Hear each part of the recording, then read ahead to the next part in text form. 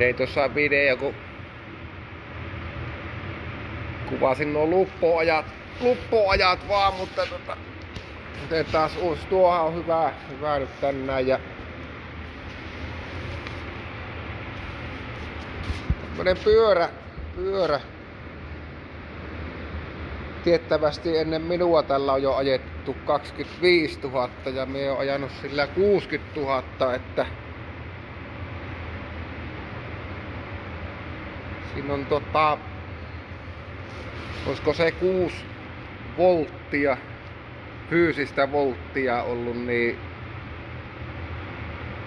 tää runko meni soikeeksi.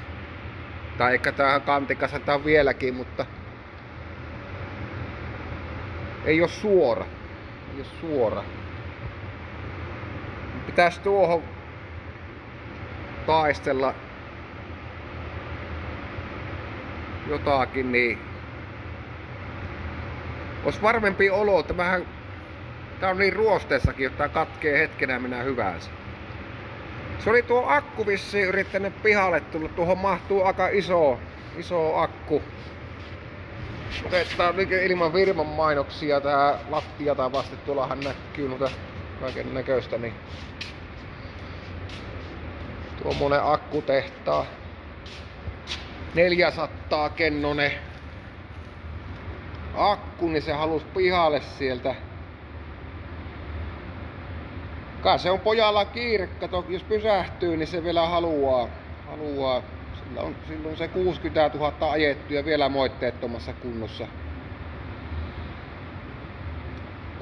niin katsotaan. En tiedä, vartissa ole tapahtunut mitään, mutta tunnin päästä niin voitais kokeilla. Ja tää nyt vois sillain firmaa mainostaa, ei niin nimellä, mutta jos pihalla kivi tai semmonen on häiriköksi, niin tuostahan myös saadaan lakanasta pikkusen, jos ei liian ylös pistä, niin tämmönen oho, menee vähän ylös jo. Niin saapi sitten kivetkin pois pihalta.